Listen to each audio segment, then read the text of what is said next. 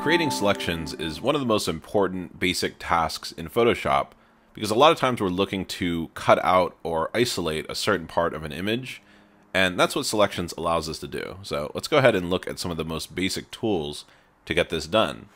Starting with the rectangular marquee tool, which you can get to by clicking on the shortcut M. And this tool works exactly how you'd expect. If I click and drag, I create a selection area. That selection area is denoted by this dotted line that's called marching ants. It's called that because of the animation. And anytime you see that in Photoshop, it's basically Photoshop telling you that that is the edge of a selection. Okay, so that is telling me where that edge is, and if I go back to the Move tool, I can click and drag and move that selection around. Okay, and you can see that the area where that piece of the photo used to be is replaced by white. And the reason for that is because that is the current background color.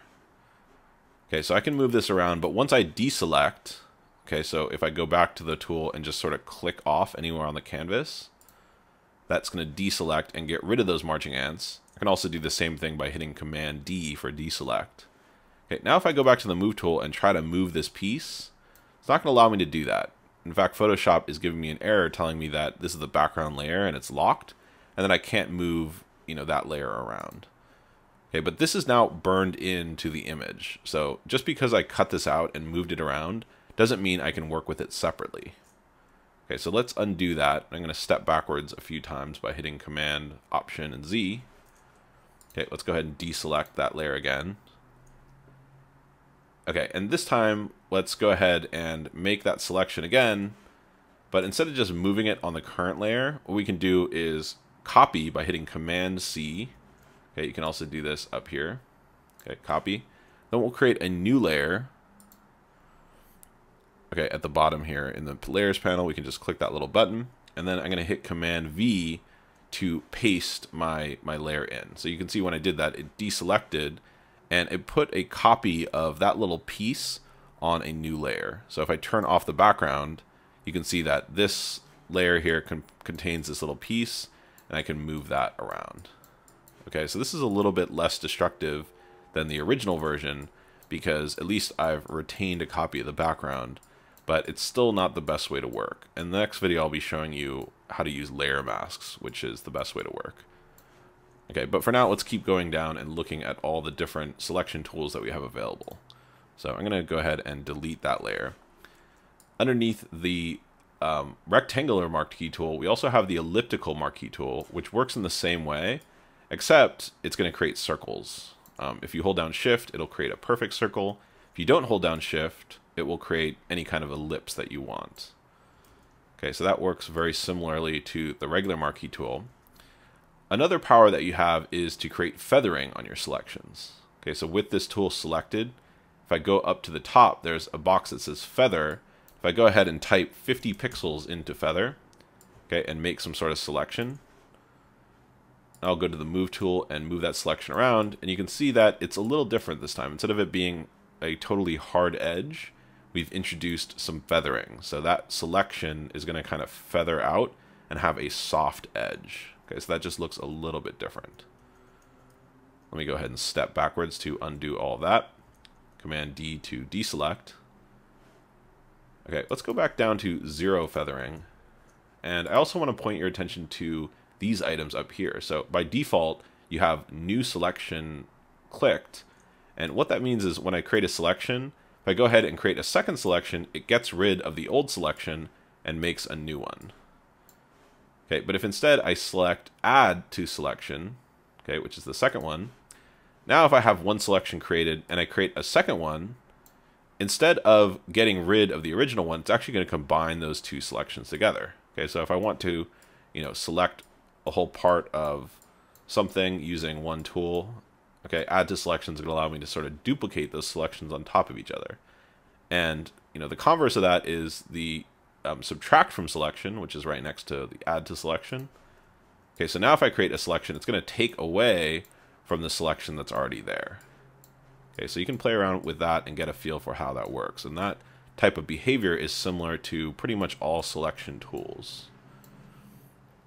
Okay, let's go ahead and hit Command D to deselect and go down to the next line, which is where we have the Lasso Tool. There's two varieties of the Lasso Tool that are really useful. There's the Lasso Tool and the Polygonal Lasso Tool. The regular Lasso Tool allows you to, and let's go ahead and go back to create a new selection. Okay, the regular Lasso Tool allows you to create a selection, but in a freehand way. Okay, so if you're using a mouse, it's going to be, not that easy to get it exactly how you want it. Let me go ahead and undo that.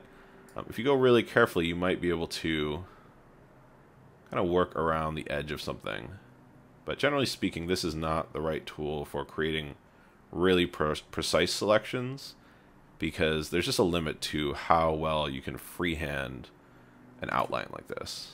Okay, so you can do a decent job, but there's kind of a limit to how much you can do. The Polygonal selection tool is a little bit better in my opinion because it gives you a bit more control. So let's go ahead and deselect that. We got the Polygonal Lasso tool here. Let's go back to new selection once again. And this works by just sort of connect the dots. So you can click and draw a selection around something. So this is a little bit more precise than the Lasso tool because you're able to just take your time and go around something slowly. Unfortunately, it's not like the pen tool where you can create curves, so you're stuck with this sort of dotted line thing. Okay, but that's a way to make a somewhat quick selection that's a little bit more precise without getting into the really precise tools. Okay, and then anytime you want to end that, you can just click back on the original point, or if you just double click, it's going to close that up for you. Okay, so let's say I wanted to kind of complete this. I could go back to the add selection. Okay, and just go ahead and finish selecting out the donut. Okay, and since I selected that area, it added to the original selection, and now I've selected the entire donut. Obviously, it's a pretty loose selection. You can see, if I zoom in, there's definitely some issues here. So if you're trying to select the donut, this is not going to cut it because it's going to be, really imprecise. And you can see how imprecise that is when I drag the donut away. If I wanted to deselect the middle of the donut, okay, this is where I could use the subtract from selection. Okay, so right now this entire area is selected. If I go to subtract from selection, I can kind of click in the middle here and make it so that my selection actually has a hole in it. Okay, so now my selection is going to ignore this little middle area in the donut. Okay, let's go ahead and undo that. So the lasso tools are really useful, but really they're for doing little quick things. Or if you want an imprecise selection, like maybe you wanted to cut around this in a really loose way to get a certain kind of loose effect. That might be a way you want to work. But if you're trying to really carefully select out exactly the donut, this is not really going to be the tool. Okay, and then lastly, we have what's called the quick selection tool, and then underneath the magic wand tool. And the magic wand tool is kind of like the older version of this tool. I'll show you that one first. Okay, and a lot of times it's good to have this on add to selection because you're going to have to be clicking multiple times. Okay, but the way this works is when you click, Photoshop is going to look for areas that are similar and select all those areas. Okay, so on this donut, it's kind of limited because there's so many variety of colors and areas in this donut that it's having to make me click a lot. If I increase the tolerance up here, okay, and I can do that by either typing in a number or just hovering over tolerance, sort of dragging over. Okay, if I do that, it's going to be a little bit more forgiving, and it's going to select more colors in a certain area. Okay, so this tool, Photoshop is kind of doing the selection for you, and if you work with it, you get a pretty good selection. Okay, but there's kind of limits to this tool, and like I said, this is kind of the older version of the tool. So let me go ahead and hit Command D to deselect. Let's look at the newer version, which is called the quick selection tool. So this works in a very similar way, but instead of with clicks, you're actually brushing. And you can adjust the size and shape of your brush. Also by default, this is going to be on add to selection, which is you know, the best way to use this tool, generally speaking.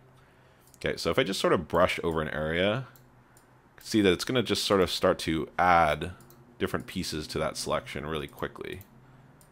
Okay, so this is a great way to create, you know, a very quick selection. It's not that accurate, and you can see there's some issues here. If I hold down Option, I can switch to minus. Okay, and that will allow me to click and subtract from an area. So again, here it went a little bit too far. Okay, there it went a little bit too far again. So I can go ahead and select a smaller brush and use the minus and kind of minus out those areas.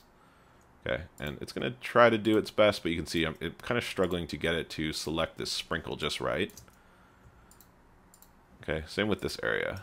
So it's actually good for getting kind of initial selection, and then, you know, you can kind of go back and refine from there.